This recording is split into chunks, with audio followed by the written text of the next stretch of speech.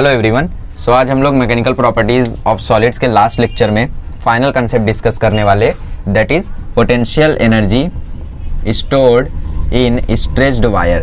Potential energy stored in stretched wire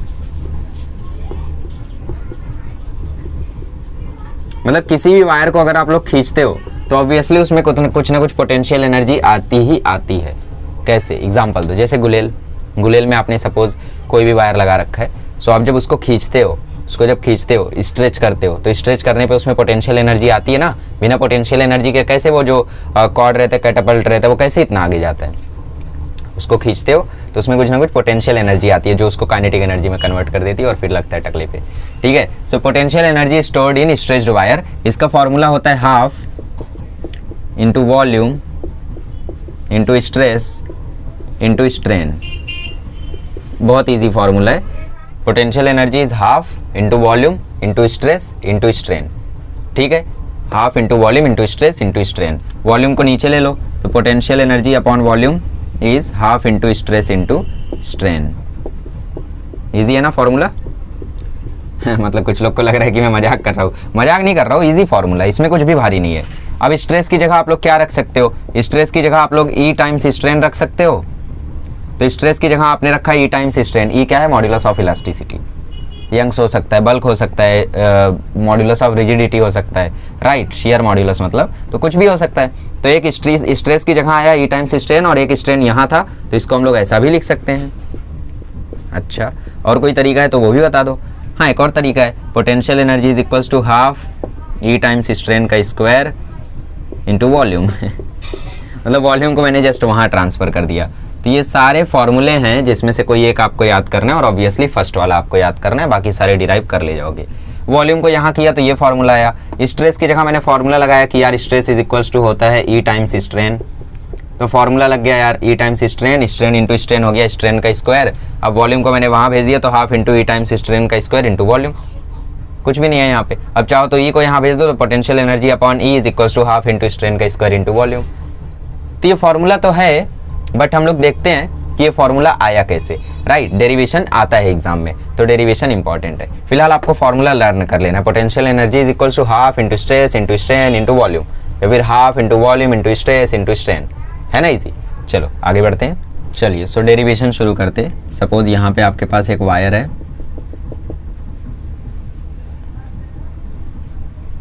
थोड़ा सा पतला होगा वायर, बट मैं यहाँ पे थोड़ा सा मोटा बना रहा हूँ ताकि आपको समझ में आए, जिसकी लेंथ L है।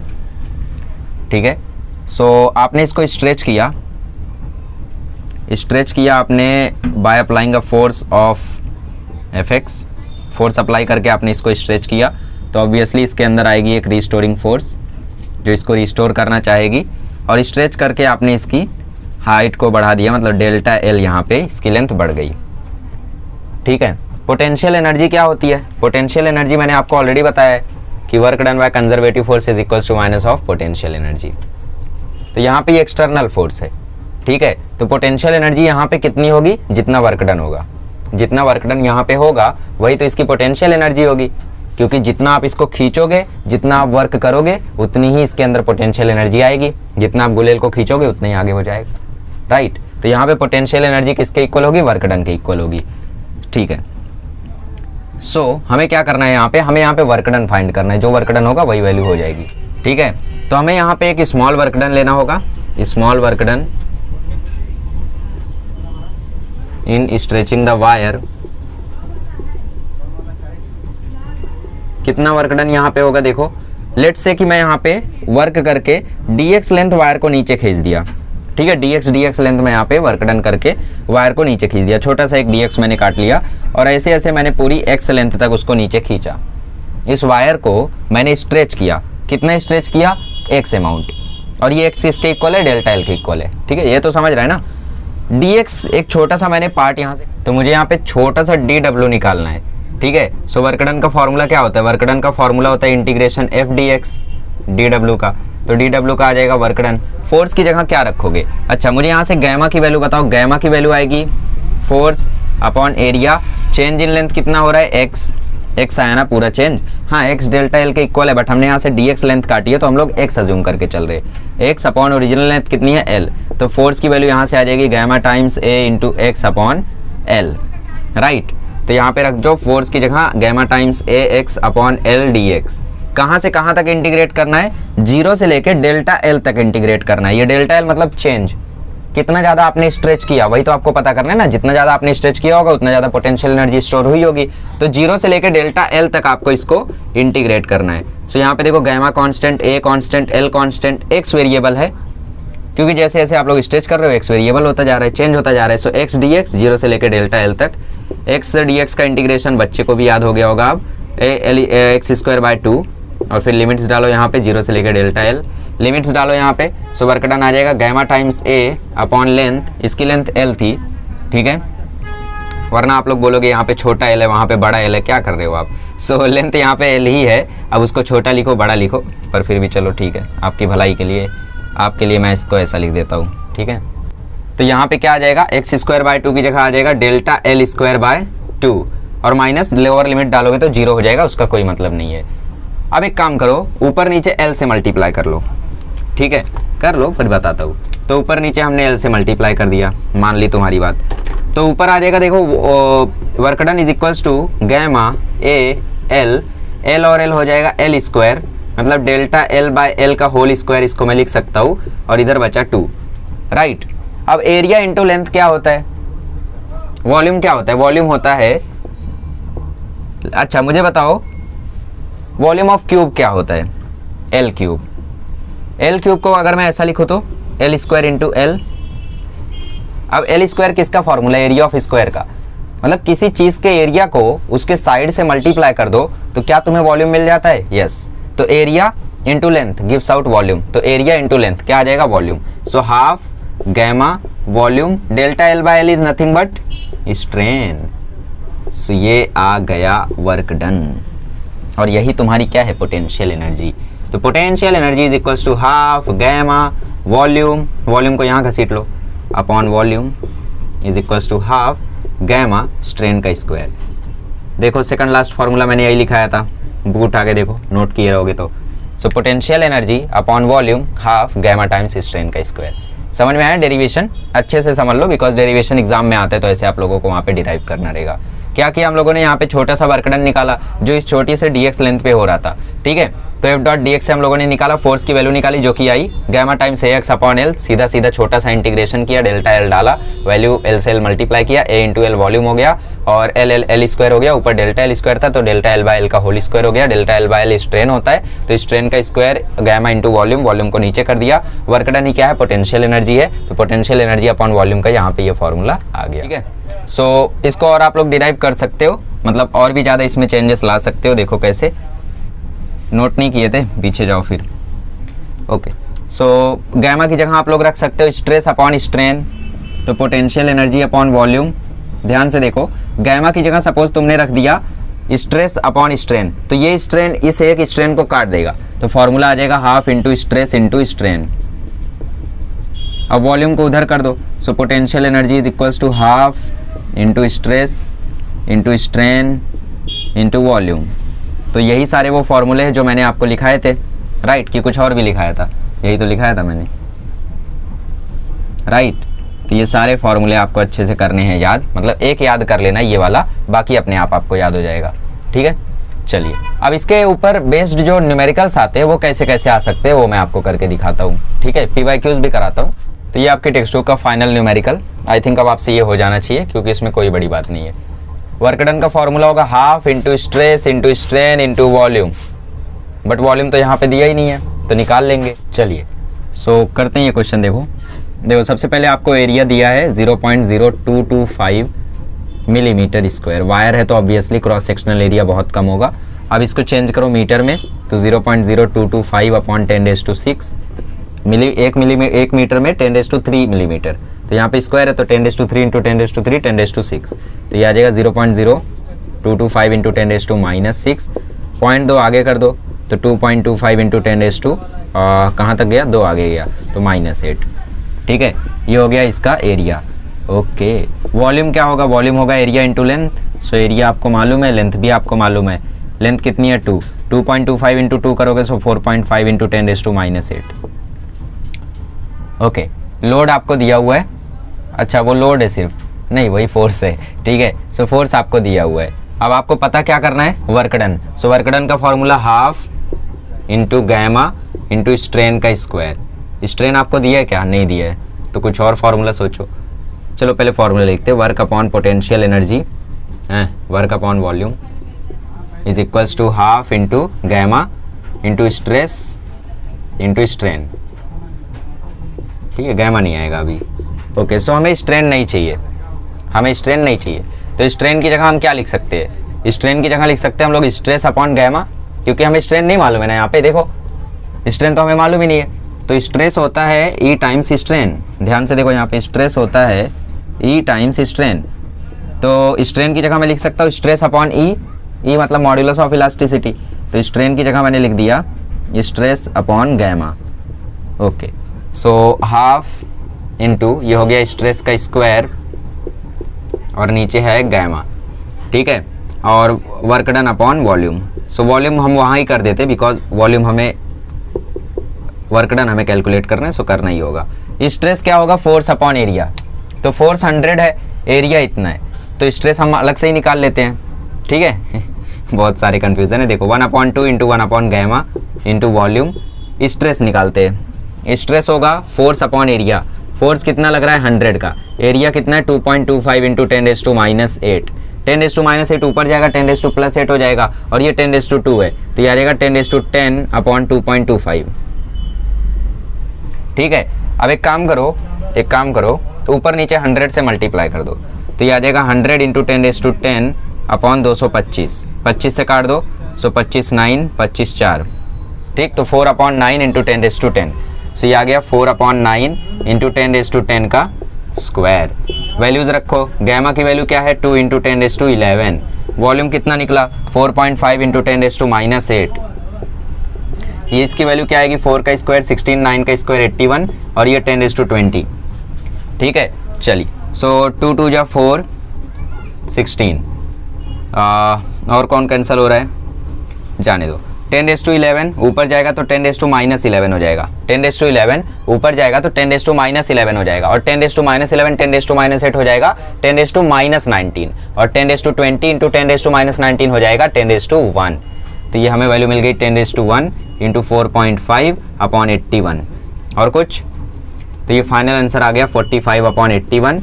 अब इसको कैंसिल कर दो, 2 पॉइंट समथिंग आ रहा है, देखना पड़ेगा, कैलकुलेशन एरर।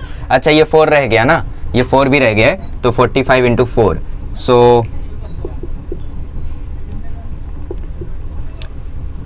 कैंसिल करते हैं, 45 4 जो एक्चुअली होता है 180, सो 180/81 करोगे तो आपका नियरली आंसर 2.225 जूल आ जाएगा, 2.22 जूल आ जाएगा, ठीक है। वर्क डन की यूनिट होती है जूल। तो ये हो गया बोर्ड का लास्ट न्यूमेरिकल जो छोटा रह गया था कई दिनों से।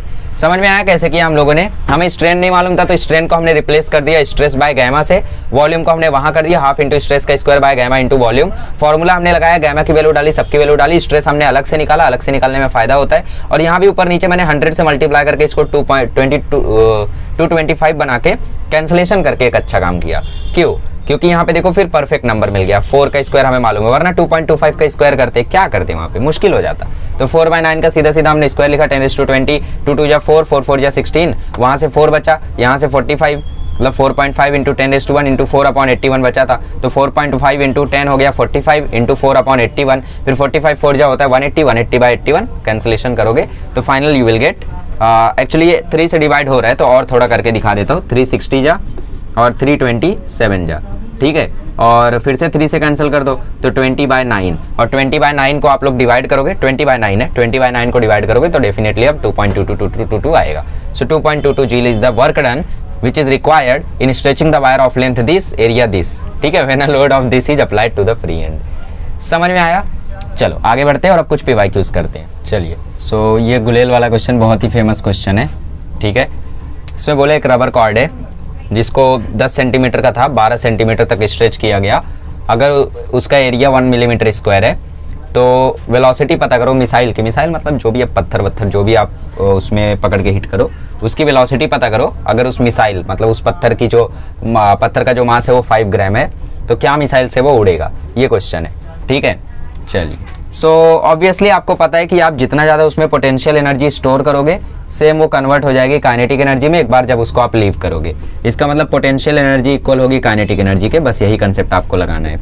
पोटेंशियल एनर्जी हम जानते हैं half into stress into strain into volume, ठीक है। Kinetic energy is half mv square, 2 cancel, हमें v स्क्वायर चाहिए। सो v स्क्वायर की वैल्यू आ गई स्ट्रेस स्ट्रेन वॉल्यूम। बताओ हमें स्ट्रेस मालूम है? नहीं। हमें स्ट्रेन मालूम है? यस। वॉल्यूम पता चल जाएगा क्योंकि एरिया दिया हुआ है, लेंथ से मल्टीप्लाई कर देंगे। ओके, सो कोई दिक्कत नहीं है। स्ट्रेस को गायब कर दो, स्ट्रेस को लिख देंगे हम लोग E टाइम्स स्ट्रेन, मतलब ये आ जाएगा E इंटू स्ट्रेन का स्क्वायर मल्टीप्लाइड बाय वॉल्यूम और नीचे m, ठीक है। E मतलब गैमा, सो गैमा है यहाँ पे 5 इंटू 10⁸। स्ट्रेन कितना होगा यहाँ पे? चेंज इन लेंथ कितना आया? 10 से 12 स्ट्रेच किया, मतलब चेंज इन लेंथ इज 2/10, 1/5, 1/5 मतलब 0.2 सेंटीमीटर, बट हमें चाहिए किसमें? मीटर में चाहिए। 1 मीटर में 100 सेंटीमीटर, तो 0.2/100, तो ये आ गया 2 इंटू 10⁻3। 0.2 को लिखा 2 इंटू 10⁻1, नीचे से 10⁻2 आके बना दिया 10⁻3, तो 2 इंटू 10⁻3 का स्क्वायर। वॉल्यूम क्या होगा? Area into length. एरिया कितना है? 1 मिलीमीटर स्क्वायर, मतलब 1 इंटू 10⁻6। अरे मिलीमीटर को मीटर में कन्वर्ट करने के लिए क्या करोगे? डिवाइडेड बाय 10⁻3, स्क्वायर है तो दो बार, तो 10⁻3 10⁻6 आया, सो ये हो गया 10⁻6। 10⁻6 मास कितना है? 5 ग्राम। 5 ग्राम मतलब 5 इंटू 10⁻3। 1 ग्राम में 10⁻3 किलोग्राम, ऐसे याद कर लो, ठीक है। चलिए चलो स्क्वायरिंग करते तो 5 into 10⁸ into 4 into 10⁻6 into 10⁻6 divided by 5 into 10⁻3। और कुछ रह गया है क्या? अच्छा हाँ, हम लोगों ने इसका वॉल्यूम गलत निकाला ना। हाँ, हमने सिर्फ यहाँ पे एरिया ऑफ क्रॉस सेक्शन रख दिया, सो सॉरी। वॉल्यूम निकालने के लिए हम करेंगे एरिया इंटू लेंथ। एरिया आया है 10⁻6 और लेंथ है इसकी 10⁻1। कैसे? 10 सेंटीमीटर मतलब 0.1 मीटर, मतलब 10⁻1। सो वॉल्यूम है इसका 10⁻7, तो यहाँ पे आएगा 10⁻7, 10⁻7, ठीक है। चलिए अब सही है। सो 8, देखो 5 कैंसिल, और कुछ करते हैं, देखते हैं। v square is equals to 10⁸ में से 10�6 गया तो बचा 10⁻2, नीचे 10⁻3, ऊपर 10⁻7, 4 भी कायम है और नीचे भी है 10⁻3। 10⁻3 ऊपर जाएगा तो इसके साथ बन जाएगा 10�5, तो v स्क्वायर की वैल्यू आ जाएगी 10�5 इंटू 10⁻7 इंटू 4। 10�5 इंटू 10⁻7 आ जाएगा 10⁻2। कुछ तो गड़बड़ी हुई है और पॉजिटिव में आना चाहिए। 8 - 6 आया 2, 2 + 3 हुआ 5, नेगेटिव में आ रहा है। So you are 10⁻2 into 4। So v is equals to आ गया, v square is equals to आ गया 10⁻2 इंटू 4, मतलब v की वैल्यू आ गई √4 इंटू 10⁻2। 4 का रूट होगा 2, 10⁻2 का रूट होगा 10⁻1। सो फाइनल आंसर आएगा 0.2 मीटर पर सेकंड। इसको सेंटीमीटर में लिखो तो ज़्यादा बेहतर लगेगा, दैट इज 20 सेंटीमीटर पर सेकंड। सो जो कितनी कम वेलोसिटी है, हम जब मारते हैं ना तो उसकी वेलोसिटी बहुत ज़्यादा होती है, 4-5 इतनी होती है। इतनी कम वेलोसिटी क्यों है? क्योंकि आपने स्ट्रेच बहुत कम किया था। देखो 10 से 12 तक ही लेकर गए थे, अगर आप 10 से 15 लेकर जाते, 10 से 18 लेकर जाते तो वेलोसिटी बहुत ज़्यादा होती, ठीक है। सो वेलोसिटी आई यहाँ पे 20 सेंटीमीटर पर सेकंड। समझ में? आप गुलेल वाले कोई भी क्वेश्चन आएंगे आपको तो हमेशा आप लोग क्या करोगे? Kinetic energy is equals to potential energy, और potential energy is equals to kinetic energy करोगे। फिर देखोगे कि आपको स्ट्रेस मालूम है, अगर स्ट्रेस मालूम रहेगा तो स्ट्रेन को गायब कर देना, क्योंकि कुछ ना कुछ हम लोग गायब करेंगे, तो आपको दिमाग लगाना पड़ेगा, प्रैक्टिस के साथ आएगा, ठीक है। चलिए, सो आई होप आपको ये क्वेश्चन समझ में आया होगा, नहीं समझा तो रिपीट कर लो, समझ जाएगा। आगे बढ़ते हैं और अब हम लोग कुछ PYQs देखते हैं। चलिए, AIEEE 2004 का क्वेश्चन है, बहुत ही ईजी है। क्वेश्चन में बोला है कि एक वायर है जो फिक्स्ड किया गया है कहीं से अपर एंड से, और फिर उसको स्ट्रेच किया गया फोर्स F लगाकर। स्ट्रेच करने के बाद उसकी लेंथ L बढ़ गई, तो कितना वर्क डन इसमें लगा? सो वर्क डन होता है half into stress into volume into strain, right. तो यहाँ पे स्ट्रेस कितना होगा? Force upon area. वॉल्यूम क्या होता है? Area into length. स्ट्रेन क्या होता है? Change in length upon original length.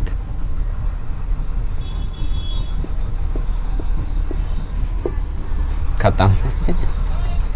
मजाक है ये, मारो मुझे। देखो यहाँ पे क्या था, बहुत इजी क्वेश्चन था यार। क्या पूछा था इसमें? स्ट्रेस बोलो, स्ट्रेस होगा force per unit area. Volume क्या होगा? Area of the wire into length.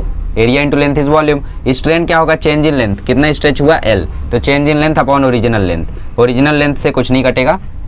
ये देखो एरिया एरिया कैंसल, ये क्या हो रहा है, ये L वाला होगा ना, हाँ, सो ये L भी कैंसल, सो फाइनल आंसर आ गया FL/2। खत्म, कुछ नहीं है। चलो आगे बढ़ते हैं। चलिए AIEEE 2005 का क्वेश्चन है, बहुत ही इजी क्वेश्चन है। If S is the stress, gamma is the Young's modulus of a material of a wire, energy stored in the wire per unit volume। Options देखते, S²/2 है, 2I/2 S², गैमा मतलब S²/2 gamma, 2 γ/S²। ये दोनों options देखो match कर रहे हैं, और कोई ऑप्शन ये दोनों रिलेशन ही नहीं है, तो या तो A करेक्ट होगा या तो D करेक्ट होगा फिक्स। चलो देखते हैं। Potential energy per unit volume मतलब PE/V पूछ रहा है वो, तो इसका फॉर्मूला होता है half into stress into strain. क्या क्वेश्चन में स्ट्रेन का कहीं पे जिक्र किया है? नहीं किया है, तो स्ट्रेन गायब कर दो। तो स्ट्रेन की जगह क्या लिखोगे, stress upon gamma. So stress upon आपने गैमा लिख दिया यहाँ पे। सो यहाँ पे बोला स्ट्रेस क्या है S, तो हाफ, तो यहाँ पे स्ट्रेस आपको दिया हुआ है कितना है S, तो S into S upon 2 gamma. So आप समझ गए हो S²/2 गैमा, मतलब ऑप्शन ही करेक्ट है। ठीक है, चलो ये फालतू क्वेश्चन, आगे बढ़ते हैं। चलिए, सो ये क्वेश्चन JEE मेंस 2021 का है। अब देख लो, अपनी आंखों से देख लो और सॉल्व कर दो।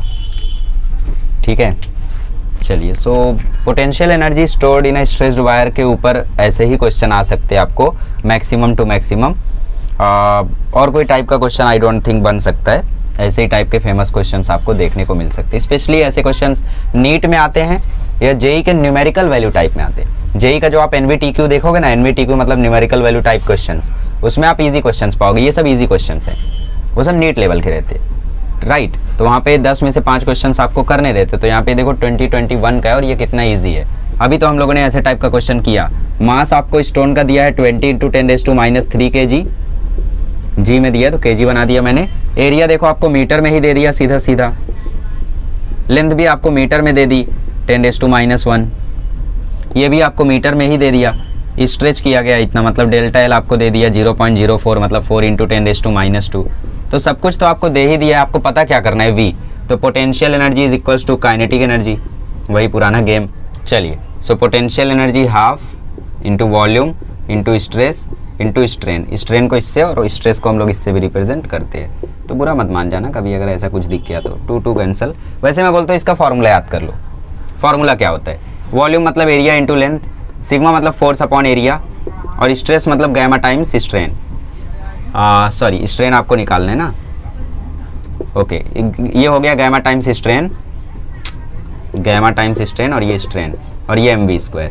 सो v² देखो आता है A into L into E² into gamma upon M। ये क्या है, स्ट्रेन है। तो स्ट्रेन होता है change in length upon original length. तो इतना चेंज आया और इतनी लेंथ थी, ठीक है, मतलब 10⁻⁻1 लेंथ थी और 4 × 10⁻² उसमें चेंज आया। सो निकाल लो वैल्यू कितनी आएगी, 4 × 10⁻⁻1, राइट, मतलब 0.4 आएगा। सो देख लो, ये आया 0.4, मतलब 4 × 10⁻⁻1, तो इसका स्क्वायर हो जाएगा 16 × 10⁻², इसका स्क्वायर। एरिया कितना है भाई, 10⁻⁻6, लेंथ कितनी है 10⁻1, तो वॉल्यूम हो जाएगा 10⁻7। गैमा दिया है 5 × 10⁸। अरे 0.5 × 10⁹ को 5 × 10⁸ लिख दिया मैंने, क्या दिक्कत है। ठीक है, समझ में आया ना।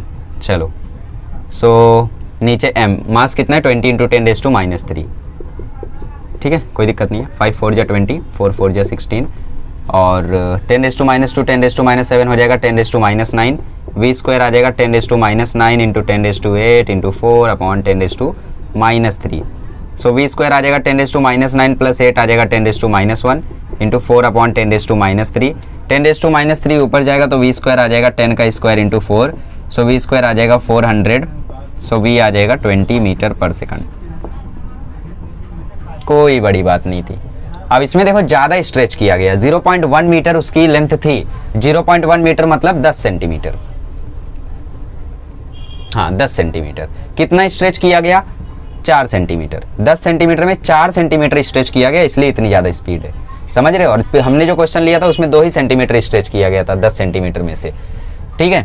चलिए, सो इसी के साथ हमारे सारे कंसेप्ट खत्म होते हैं। ये छोटा सा वीडियो था, आई होप आप लोगों को सारे कंसेप्ट यहाँ पे समझ में आए होंगे। अब हम लोग अगले लेक्चर में मिलेंगे तो स्टार्ट करेंगे 7th chapter, that is thermal properties of matter. वो चैप्टर भी थोड़ा सा ही बड़ा है, मतलब इसके लिए 4 लेक्चर लगे, उसके लिए 5 या 6 लेक्चर्स लगेंगे। फिर सीधा आपका बड़ा चैप्टर जो आएगा वो आएगा रे ऑप्टिक्स। साउंड्स बहुत छोटा चैप्टर, उसमें बस डोपलर इफेक्ट ऐसा इंपॉर्टेंट है जो जिससे हर साल क्वेश्चन आता है, फिक्स है जेई में हर साल क्वेश्चन डोपलर इफेक्ट, ठीक है। और फिर उसके बाद रे ऑप्टिक्स के बाद इलेक्ट्रोस्टैटिक्स एकदम छोटा चैप्टर, करंट इलेक्ट्रिसिटी क्या ही बोले, मैग्नेटिज्म 1 शॉट, ईएमडब्ल्यू 2 लेक्चर, और फिर सेमीकंडक्टर्स को 1 शॉट या 2 लेक्चर बस, और कुछ बचा ही नहीं है फिजिक्स में, समझ लो अब, ठीक है। तो जैसे जैसे आप लोग आगे बढ़ रहे हो समझ लो आपकी अब रास्ते एकदम आसान हो रहे, मक्खन जैसे हो रहे, ठीक है। और एक बार 11th का सिलेबस आपका खत्म होता है तो उसके बाद आप लोग एनसीईआरटी से जो बाकी सारे चैप्टर्स रह गए, मतलब जैसे मैंने बोर्ड का करा दिया 14 चैप्टर, बट एनसीईआरटी में रोटेशनल मोशन है, मत करना, अभी मत करना। सिंपल हार्मोनिक मोशन है, उसको कर सकते हो, ठीक है। और भी चैप्टर्स हैं, मैकेनिकल प्रॉपर्टीज ऑफ फ्लूइड्स है, वो सब आएगा आपको बोर्ड्स में, थर्मोडायनेमिक्स है, तो ये सारी चीज़ें आप लोग बोर्ड्स में भी करोगे तो भी चलेगा अगले साल, ओके। और केमिस्ट्री की बात करें तो केमिस्ट्री में भी हमारा 10 चैप्टर हो गया है, अब 11 चैप्टर फालतू है, कोई इंपॉर्टेंट नहीं है उसका, मतलब है बट उतना ज़्यादा नहीं है, ठीक है। केमिकल इक्विलिब्रियम वो भी फालतू चैप्टर है, उससे कोई भी क्वेश्चन जल्दी आता नहीं एंट्रेंस लेवल पे, आयोनिक से आते हैं, केमिकल इक्विलिब्रियम से नहीं। 13वां चैप्टर न्यूक्लियर केमिस्ट्री, वो पढ़ लिया अगर आपने तो 12वीं का आपको स्ट्रक्चर ऑफ न्यूक्लियाई आ जाएगा। फिर आएगी हमारी ऑर्गेनिक केमिस्ट्री। बेसिकली हमारी ऑर्गेनिक केमिस्ट्री चालू होगी 15 नवंबर से, जहाँ तक मैंने प्लान किया है 15 नवंबर से हम लोगों की ऑर्गेनिक केमिस्ट्री चालू होगी, और 15 नवंबर तक फिजिक्स हम लोगों का लगभग 10 या 11 चैप्टर खत्म हो चुका होगा, ज़्यादा तो नहीं बोल रहा हूँ मैं। और मैथ्स की बात करें तो मैथ्स भी आप लोगों का नियरली अब खत्म हो जाएगा, ठीक है। तो टेंशन मतलब सिलेबस आपका तो जल्द से जल्द मैं खत्म कर दूंगा नवंबर एंडिंग तक, ताकि आपको पूरा का पूरा टाइम मिल जाए सेल्फ स्टडी का, ठीक है। चलिए मिलते हैं अगले लेक्चर में, थैंक यू सो मच।